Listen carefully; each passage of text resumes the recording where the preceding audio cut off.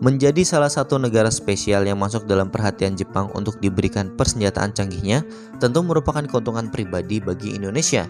Hal ini dapat dilihat dari tawaran kapal frigat Mogami Class yang merupakan kapal terbaru buatan Jepang untuk angkatan lautnya. Penawaran kapal ini sebenarnya memiliki keterikatan dengan strategi diplomasi dan ekonomi Jepang di kawasan Asia Tenggara, termasuk juga dalam konteks ketegangan di Laut Cina Selatan. Kapal perang ini merupakan bagian dari inisiatif Jepang untuk memperkuat hubungan bilateral dengan Indonesia yang merupakan salah satu negara kunci di kawasan tersebut. Kerjasama dalam bidang pertahanan dan keamanan menjadi salah satu bentuk kontribusi Jepang untuk mempertahankan stabilitas regional di sana. Kerjasama Jepang dan Indonesia dalam menangani konflik di Laut Cina Selatan menjadi fokus utama dalam penawaran ini. Laut Cina Selatan menjadi kawasan sengketa yang kompleks dengan klaim teritorial yang bersaing antara berbagai negara di Asia Tenggara. Dengan penawaran kapal perang seperti Mogami, Jepang berharap dapat meningkatkan kapasitas pertahanan Indonesia dalam menghadapi tantangan keamanan di kawasan tersebut. Hal ini juga mencerminkan komitmen Jepang untuk mendukung perdamaian dan stabilitas di Asia Tenggara melalui kerjasama bilateral yang kuat. Melansir dari banyak sumber, meskipun penawaran dari Jepang tentang kapal perang Mogami menjanjikan manfaat strategis yang sangat signifikan, Indonesia belum menangani kontrak untuk kapal tersebut karena beberapa alasan utama. Pertama, faktor harga menjadi perhatian utama.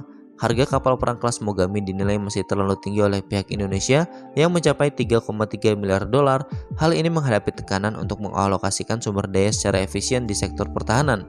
Evaluasi biaya benefit menjadi krusial dalam mengambil keputusan untuk mengadopsi teknologi atau peralatan militer yang baru.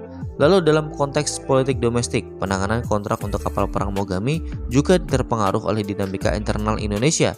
Proses pengadaan dan keputusan pembelian senjata memerlukan konsensus yang kompleks di antara berbagai pihak terkait, termasuk pemerintahan, militer, dan lembaga pengawasan keuangan dan hukum.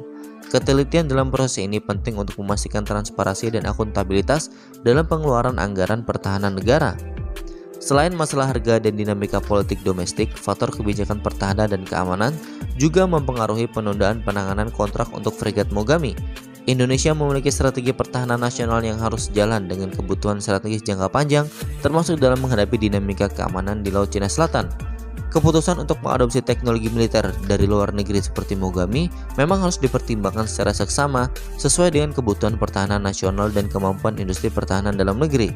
Sejauh ini pihak Jepang sebenarnya cukup kooperatif dengan keadaan ini dengan penawaran kapal yang kemudian menyesuaikan spesifikasinya yang diinginkan, termasuk mengusahakan kapal ini dilengkapi dengan teknologi barat yang dipilih sendiri oleh Indonesia dan kemungkinan pengembangannya menjadi sebuah kapal light destroyer. Namun sayang permasalahan harga mahal belum bisa disesuaikan oleh Jepang. Nah, bagaimana menurut kalian mengenai hal ini? Sampaikan komentar kalian di bawah.